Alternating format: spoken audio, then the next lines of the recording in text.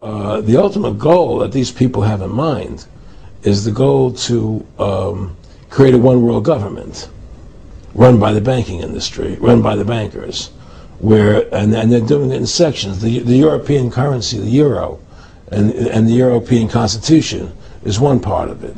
Now they're trying to do it in America with the North American Union, right? And they want to create a new currency called the Amero, right? And the whole agenda is to create a one-world government where everybody has an RFID chip implanted in them. All money is to be in those chips, right? There'll be no more cash. And this is given me straight from Rockefeller himself. This is what they want to accomplish. And all money will be in your chips.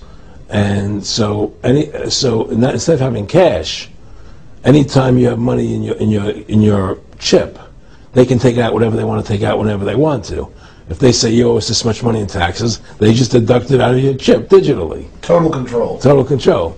And if you're like me or you, and you're protesting what they're doing, they can just turn off your chip. And you have nothing. You can't buy food. You can't do anything. It's total control of the people. And that chip's connected to a database that has your purchasing records, what you do, what everything. You sell. Everything is in there, you know? And so they want a one-world government controlled by them, everybody being chipped, all your money in those chips, and they control the chips, and they control people. And you become a slave. You become a serf to these people. That's their goal. That's their intentions. Aaron, can you be specific about when you met Rockefeller, how it happened in these discussions? I met Rockefeller through a female attorney I knew who called me up one day and said, one of the Rockefellers would like to meet you. I had made a video called Mad as Hell, and he'd seen the video and wanted to meet me and knew I was running for governor of Nevada. So sure, I'd love to meet him. And I met him and I liked him, and he was a very, very smart man. And we used to talk and share ideas and thoughts. And he's the one who told me 11 months before 9/11 ever happened that there was going to be an event. Never told me what the event was going to be, but there was going to be an event. And out of that event, we were going to invade Afghanistan to run pipelines from the Caspian Sea. We were going to invade Iraq, you know, to take over the oil fields, establish a base in the Middle East, and make it all part of the New World Order. And we'd go after Chavez in Venezuela. And sure enough, later 9/11 happened, and I remember he was telling me how how you're going to see soldiers looking in caves for people in Afghanistan and Pakistan and all these places, and there's going to be this war on terror, which is no real enemy. And the whole thing is a giant hoax, you know, but it's a way for the government to take over the American people. He told you it was going to be a hoax. Oh, yeah. Oh, yeah. There's no question. He says, there's going to be war on terror. And he's laughing. There's no... Who are we fighting? I mean, why do you think 9/11 happened and then nothing's happened since then? Do you think that our security is so great here that these people who pulled off 9/11, who were able to, can't knock down another plane? Come on, it's ridiculous. 9/11 was done by people in our own government and our own banking system to perpetuate the fear of the American people into subordinating themselves to anything the government wants them to do. That's what it's about, and to create this war, this endless war on terror. And that's why and that was the first lie. And the next lie was going into Iraq, you know, to get Saddam Hussein out with his weapons of mass destruction. That was the next lie. Now, specifically, this was a little over 6 years ago? This was... 11 months before 9/11. Yeah. And Nick Rockefeller, who's a lawyer, he's become your friend over the previous years, and he's saying to you that there's going to be this big event, and then out of that we're going to have a war on terror, and it's just going to go on and on. Right.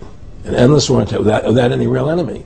That you can never, so you can never define a winner. And did he say that it's going to be perfect because you can't define an enemy, it just goes on and on? Yeah, because you can't define a winner. There's no one to beat, so it goes on and on forever.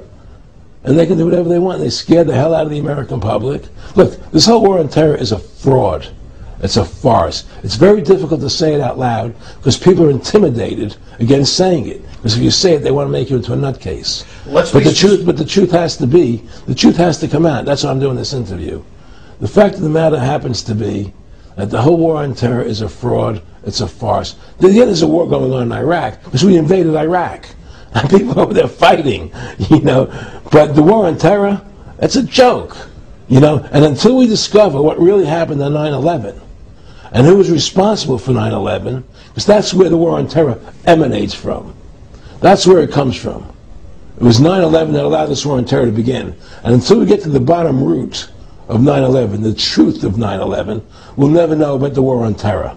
Aaron, you said that he was, and I think it's important, and I know this about the Rockefellers from Dr. Dennis Cuddy and many others, who literally, you'll be 20 years old in a lunch line at college, and it was David Rockefeller. And they're experts at recruiting and getting what they call players, and that clearly he was, I want to make it specific and just get you to reiterate what you said last night about you got 30% of the vote, you were having an effect, you made mad as hell, they knew that you'd started the Constitution Party, they knew that you were somebody who was taking action and getting things done, you'd already made some big films, had a lot of other successes, right. So they were trying to recruit you, and didn't it come down to the point of, hey, we are here to recruit you, and don't worry, your chip's going to say, don't mess with us, you know, this guy's don't touch. Yeah, yes, that did happen. I was definitely being recruited, but it's more subtle than that. Well, in your words, just go through the process, and then what he said. Well, what it is remember, we were friends, and we used to come to my house a lot. We'd have dinner, we'd talk, and he'd tell me about business investments, how you get involved in, you know, or they would help me with this business investment or that business investment.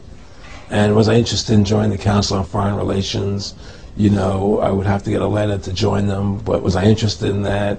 And, you know, just stuff, you know, leading you on. And I used to say to him that I never really did that because that wasn't where I was coming from. You know, as much as I like you, Nick, you know, your ways and my ways we're on the opposite side of the fence. You know, I don't believe in enslaving people, you know, and he would come back with, oh, I do? Or? Well, it would be more like, you know... It's better for them. Well, it's more like, you know, how do I put it? It was like, what do you care about them? What do you care about those people? What difference does it make to you? Take care of your own life. Do the best you can for you and your family. What do the rest of the people mean to you? They don't mean anything to you. They're just serfs. They're just people. You know, it was just a lack of caring, you know, and that's just not who I was. It was just sort of like cold, you know. It was just like cold, you know. And I used to say to him, what's the point of all this? You have all the money in the world you need. You have all the power you need. What's the point? You know, what's the end goal? And he said the end goal is to get everybody chipped, to control the whole society, to have the bankers, the elite people, you know, the bankers and some governor controlling the world. And I said, all the people in the Council on Foreign Relations believe this way you do? He said, no. You know, most of them believe they're doing the right thing. A lot of them believe it's better off being socialistic. You know, we have to convince people that that socialism is really capitalism. Because America's becoming a socialist country. It's a communist country today. Well, one of the things they told me was that he was at the house one night, and we were talking, and he started laughing. He said, Aaron, what do you think women's liberation was about?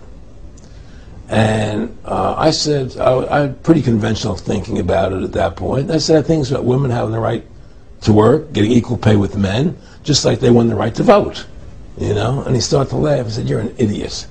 And I said, why am I an idiot? He said, let me tell you what that was about. We, the Rockefellers, funded that. We funded women's lib, you know?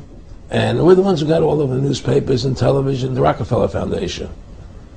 He says, and you want to know why? He said, there were two primary reasons. And they were, one reason was we couldn't tax half the population before women's lib. And the second reason was, now we get the kids in school at an early age. We can indoctrinate the kids how to think. It breaks up their family. The kids start looking at the state as the family, as the school, as the officials, as their family, not as the parents teaching them. And so those are the two primary reasons for women's lib, which I thought up to that point was a noble thing. You know, when I saw their intentions behind it, where they were coming from when they created it, the thought of it, I saw the evil behind what I thought was a noble adventure.